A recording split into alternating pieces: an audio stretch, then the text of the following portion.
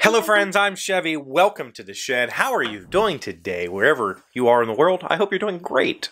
Please, tell me how you're doing in the comments down below. I love hearing from you. Yesterday, we talked about video editing software and all the problems that I've had with the gaming channel and how I'm coming to figure that stuff out. And that video got a lot of really good response, both here on Twitter and on my social media accounts, which is really fun to see people interacting with me across various platforms. I enjoyed that. And I got a good question that came from Sir Bob Games, and Sir Bob said, I need help with lighting. I was going to make a video channel, unique board game concept. I'm thinking of using a GoPro. And I have shown my lighting setup in some previous stuff. But I figured I might as well kind of make a theme out of this. Maybe this week we'll do a video theme. But to talk about lighting, lighting is the cameraman's paint, right? You paint the scene with light, and I mean that almost literally. How you light your subject, what the temperature of the light is, the balance settings in the camera, has an effect on the mood and the feel of the whole scene.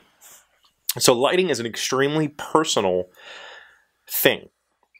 I used to white balance a little flatter, a little warmer, I should say, and it gave my skin a bit of a tanned tone, but it also made everything back here, all this white stuff you're seeing behind me, appear kind of greenish.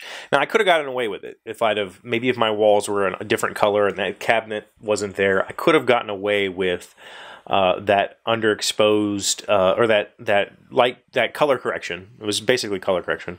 But for me, setting up the camera and rolling is the most important part of this whole thing. And for the longest time, I was using all manual settings on this camera, and I've gotten away from that. Not because I'm lazy. It's because I'm lazy. Let's put it that way. It's not lazy. Usually, a cameraman will do manual settings. I'll set the ISO, I'll set my exposure, my aperture settings, all that stuff gets set, and then the camera gets turned on. I do not use autofocus. I use manual focus, and that's to keep the lens from racking. If I were to put my hand here and autofocus would be on, everything kind of wiggles because the camera is resetting. So I turn that crap off. I have a focus stick. I think I've shown this before, that I sit here in place of me, and I focus on this, and then I take the seat. So lighting, the traditional way that it is taught is a three-point system. You have three lights that you need to fully illuminate your subject, okay? You have a key light, and I've got a little video of my key light here. Super easy to find. I have a key light right here, right off camera, in that corner, pointing directly at my face.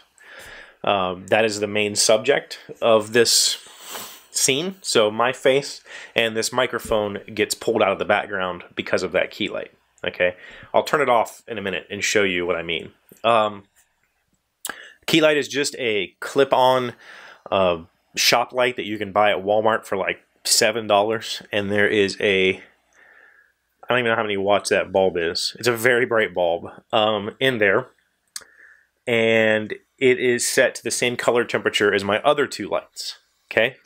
The other two lights, if you're doing a scene like this, where you want to have a person sitting in front of a background, to pull that person out of the background, you have what's called a hair light or a backlight. And mine is directly behind me. Like, this is the plane that I am in, and this is the plane that light's in. There's maybe 6 inches of difference. So that light is giving my hair this glow at my tops of my shoulders, and it's pulling me out of that background. Now, I can't turn that off to show you what it looks like with that light off. All I can turn off is this one, or I turn off all the lights. But if I turned that one off, I would blend into the background more. Not completely. And there would also be a lot of harsh shadows back there cast by this light. The third light is the fill light. Now the fill light, mine is just another overhead light that's right behind my key light. It could also be down a little lower. In this particular situation, I probably should have a fourth light somewhere here, or maybe even on that side, that gets rid of this shadow under my chin. This shadow isn't super bad doing this show, but in the gaming show, when I frame this a whole different. I'm sitting over here in front of the mic, and I frame it differently. This shadow gets in the way. So I should probably have another fill light just off camera right here, or maybe even just a white card or a reflector to light up this area to get rid of this. But my beard's going to grow in and whatever. So part of the reason I don't have that stuff is because this is a shop. I make stuff in here. I have a saw over here. I have sanders back here. I have this saw here. And so to have a light stand in the middle of all of this that I have to move around would be really annoying.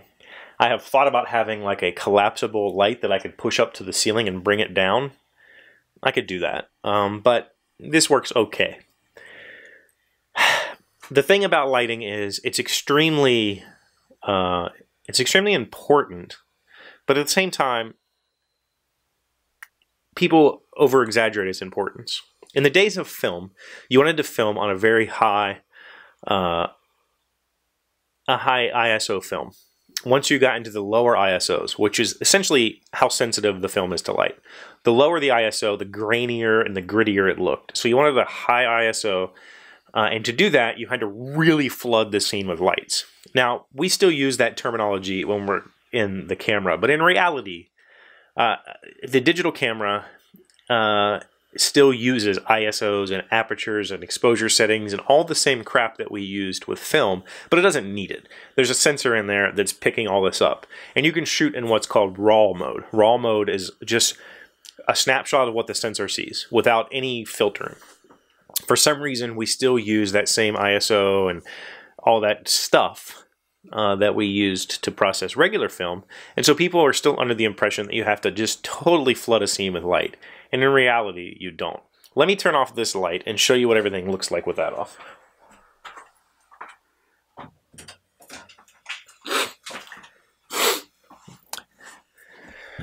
It's really not that much different.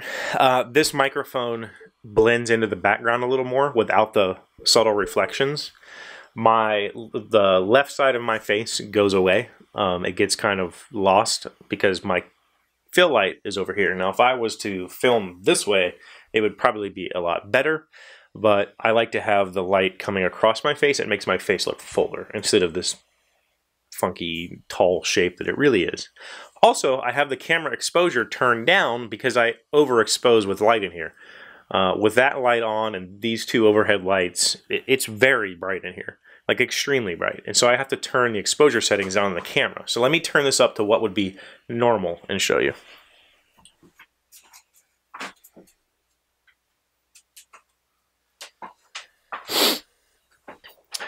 It's not a huge difference, but in reality, the picture that you're seeing is extremely close to what it looks like with that light on and the exposure turned down.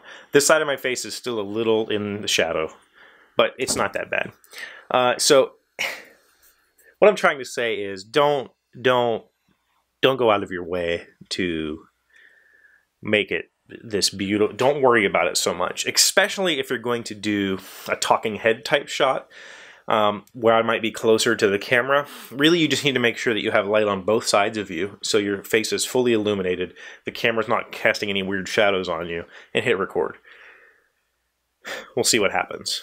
You know, if you have a shadow like this that's bothering you, you can use a reflector to make it go away. Obviously, I can't use a reflector like this close because it shows, but you can see how that shadow vanishes. So if I'm doing a talking head shot and I had a largish white reflector right here, I could frame it just above this card and wash that out. I could also just use a light. For a while, I used this when I was using my phone for shots like this. Something like it's hard to get it without it looking stupid, without that light on. If that light was on, all of this weird shading would go away, but it gets rid of all of this shadow. So just play with it. In reality, it's not a big a deal.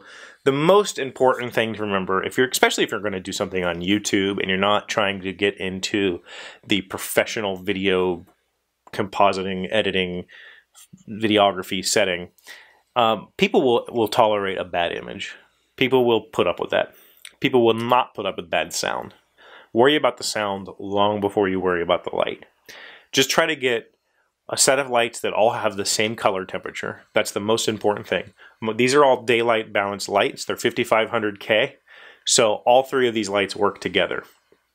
If I had one of these lights was orange, like a soft white they call it, which is like in the 3200K or 1800K, it would look weird because I would be lit with a different colored light than the rest of the scene, and it would just look terrible. So your biggest concern is to make sure that all of your lights are the same temperature, and then just put, you know, one light on each side of you and then see if you have any spots that you like to fill in and go with it. More importantly, have a good microphone. Good microphone, good sound processing. That's the most important thing. It'll get you through the day. If you have any other questions about lighting, or if you want to tell me I'm an idiot, the comment section down below, that's what it's there for. Please, let's talk about lighting. I love lighting. I love photography and camera work. So, you know, that's what the place down there is for. I'll answer any questions you might have. Thanks, Bob, for asking that question. If you have any other videography topics that you want me to cover for the next 3 episodes, Wednesday, Thursday, Friday, let me know, and we'll see. I'll try to do something each day that's video related to kind of give the week a theme, I guess. Maybe. We'll see. Don't know. That's the cool part about this show. I never know what I'm doing until it's time to do it. So that's why I love it. Thank you for being here as always. I will see you tomorrow. Hey, Doc, wait! I want to ask you something. Today's random fact comes from foodpolitics.com. How many calories are in a 2 liter of Coke? Is that a thing? Does somebody drink 2 liters of Coke and need to know how much they just drank? If Coca-Cola followed FDA proposal, a label of a 2 liter bottle would have to say 800 calories right on the front of the package. So 800 calories in a bottle. That's like a value meal at McDonald's.